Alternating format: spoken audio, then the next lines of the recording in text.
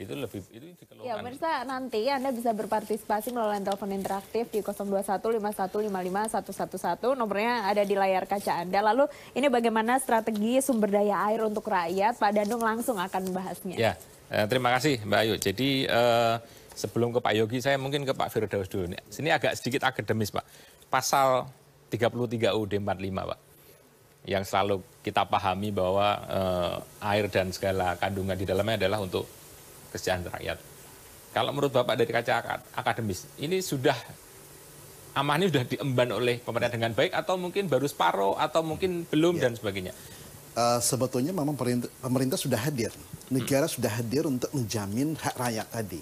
Hanya kan persoalannya tadi kita punya kendala, kemampuan kita menyediakan air untuk berbagai kebutuhan, terutama misalkan air minum, kemudian untuk pertanian, lalu kemudian untuk municipality, lalu untuk industri dan sebagainya ya. Memang terbatas dengan kapasitas kita mengelola sumber daya air tadi. Ya. Sekarang ini kan kita memang menjadi isu di luar sana bahwa ketika Undang-Undang 7 tahun 2004 dibatalkan oleh MK, lalu dipertanyakan apakah negara sudah hadir dalam rangka tadi menjamin hak rakyat tadi. Negara sudah hadir. Hanya ada persoalan-persoalan kecil yang kemudian diterjemahkan dalam bentuk lain ya. Misalkan isu terkait dengan Undang-Undang 7 adalah misalkan bahwa mata air itu dikuasai oleh entitas tertentu sehingga kemudian akses rakyat kepada mata air tadi kemudian terbatas. Kedua, misalkan isu terkait dengan kerjasama Pamjaya dengan mitra swastanya yang menimbulkan konflik. Polemik yang luar biasa itu. Ya, sebetulnya ya kita tidak bisa menutup kenyataan bahwa di tengah-tengah kita sedang membangun negeri ini, kita punya limitasi, yaitu adalah kemampuan fiskal kita untuk menjamin ketersediaan tadi itu seutuhnya bisa kita sediakan, sehingga kita memang bertahap ini diadakan. Nah, jadi kembali ke amanat Undang-Undang Dasar tadi, negara sudah hadir, tentunya kemudian kehadiran negara belum tentunya seperti ya negara di tempat lain, misalkan di China, lalu kemudian di Arab Saudi, Timur Tengah dan sebagainya ya.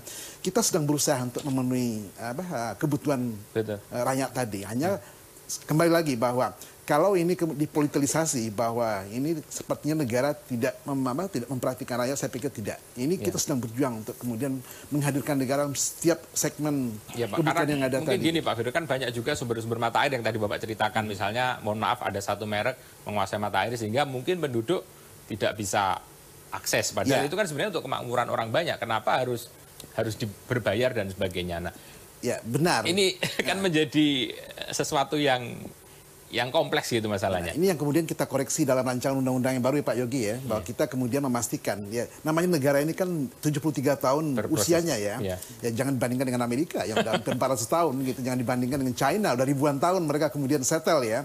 Kita ini kan sebetulnya baru merdeka itu ya baru 73 tahun secara konstitusi ya. Tentunya kemudian jatuh bangun tadi itu pembelajaran buat kita. Nah, pemerintahan saat ini ya begitu Undang-Undang 7 dibatalkan, kita kemudian menyiapkan dengan cepat bersama dengan parlemen rancangan undang-undang SDA tadi, kita menghadirkan negara. Di sini gitu. Ya semoga ini Pak sesuai dengan amanat. Soalnya kan bagaimanapun juga Undang-Undang 45 adalah konstitusi yang tertinggi yang harus diikutin gitu negara harus ada di sana karena air merupakan kebutuhan yang paling esensial sekali. Ya, Pak Yogi, kan kita tahu banyak proyek-proyek di bidang keairan yang masuk, proyek strategis nasional.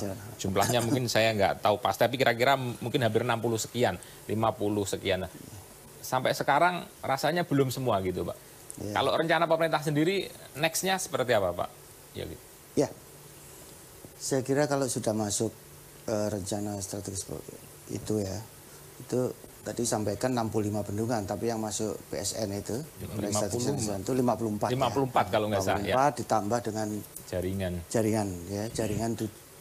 jaringan irigasi besar ya. DI. Saya kira itu cukup besar. Kalau yang bendungan 54 itu sudah mulai selesai kan?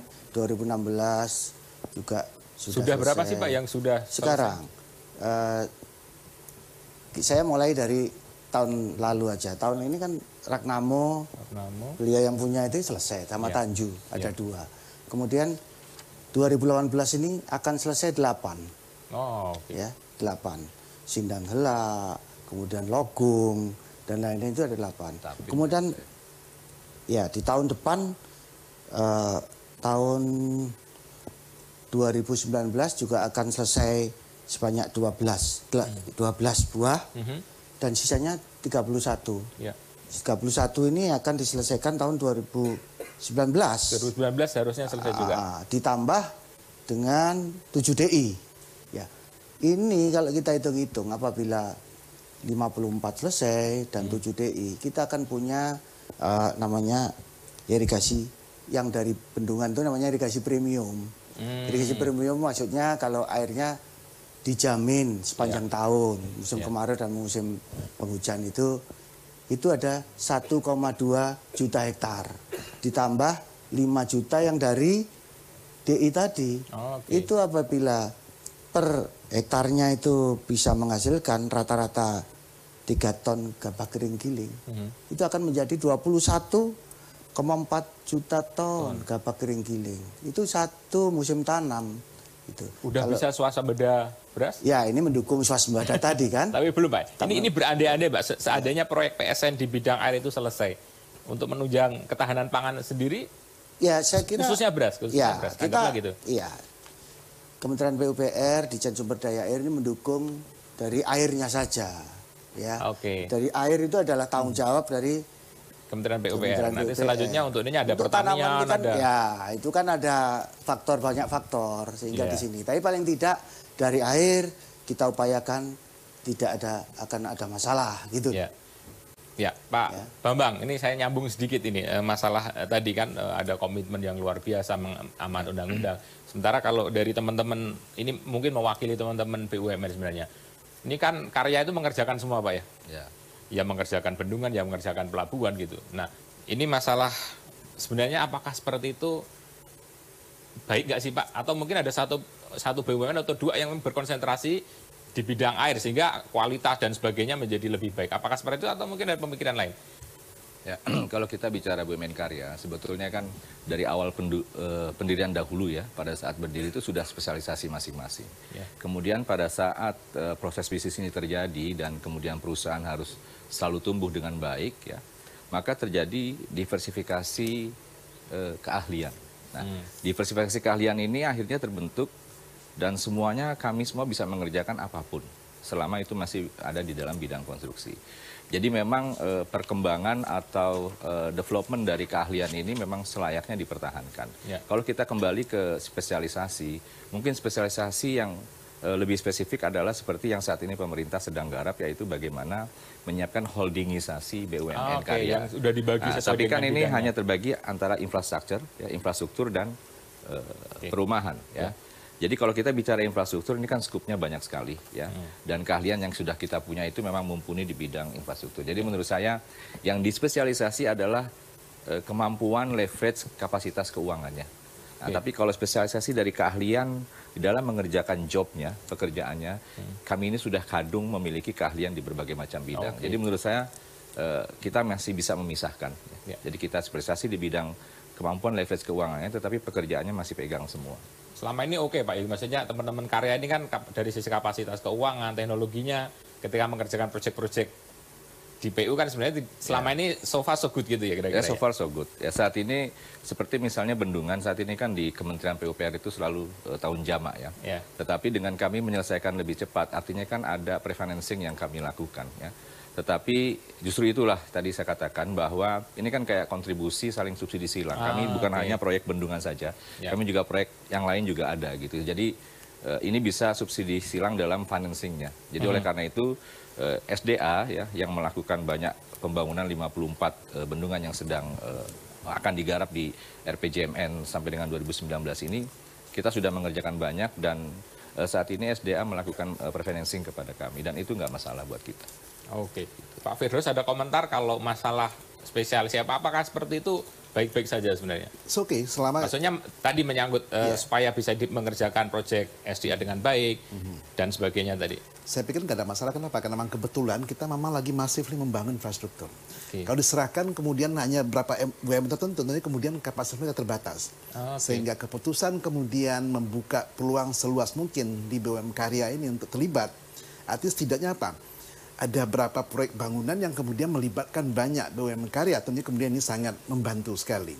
Hanya barangkali perlu kita pikirkan, karena kami tahun lalu mengadakan rembuk nasional, ya, 3 tahun evaluasi pemerintahan Jokowi JK, ada masukan yang diberikan dari stakeholder yang banyak sekali, itu begini, sebaiknya pengerjaan infrastruktur ini, BUMN karya ini kemudian menggandeng adalah perusahaan-perusahaan nasional kita. Kenapa? Baik dari kesempatan lapangan pekerjaan, kedua kemudian meningkatkan kapasitas mereka. Ya. Ketiga tentunya kemudian untuk hindari terjadinya kemudian kecemburuan dengan teman-teman swasta gitu ya kira-kira. Sekarang pemerintah sudah punya melakukan pembenahan tadi. Gitu. Betul. Oke. Saya mau menambahkan apa yang disampaikan oleh Pak Firdaus tadi. Memang di dalam kami membangun bendungan juga kami melakukan kerjasama, bermitra dengan perusahaan swasta nasional. Ini kan dalam rangka kemudian mengajak mereka berpartisipasi sehingga akhirnya kemampuan dasar perusahaan swasta itu meningkat di dalam mengerjakan pelabuhan. Meskipun saat ini kalau kita bicara di bawah kami, ya, mitra-mitra kami yang vertikal, itu banyak subkon atau supplier-supplier yang memang juga dari perusahaan swasta. Tapi ini kami angkat yang dari sisi horizontalnya. Jadi kami bermitra dengan perusahaan swasta dalam rangka mentransfer knowledge, mentransfer keahlian dan kemampuan mereka untuk membangun bendungan. Jadi kalau mereka sudah memiliki kemampuan dasar yang meningkat, maka di masa yang akan datang perusahaan swasta nasional ini akan mampu mandiri di dalam melakukan pembangunan bendungan tersebut. Wah, luar biasa ini Pak. Jadi sebenarnya kita udah komplit Pak, artinya dari sisi tinggal masalah politik itu Pak ya. Artinya dari sisi kemampuan ada, kemudian komitmen dari teman yang melaksanakan juga ada, menggandeng juga potensi nasional yang lebih besar. Sebenarnya udah luar biasa. Tinggal bagaimana nih kelanjutannya nanti. Kita break segmen dulu Bapak sekalian, nanti ada telepon interaktif ya Mbak. Ayo ya supaya kita tahu sebenarnya jangan-jangan masyarakat punya opini yang berbeda Pak. Nanti bisa kita jawab. Ya, Itu Mbak nanti, ya. Pemirsa betul sekali, pemirsa bisa berpartisipasi melalui telepon interaktif usai jeda berikut ini. Tetaplah bersama kami.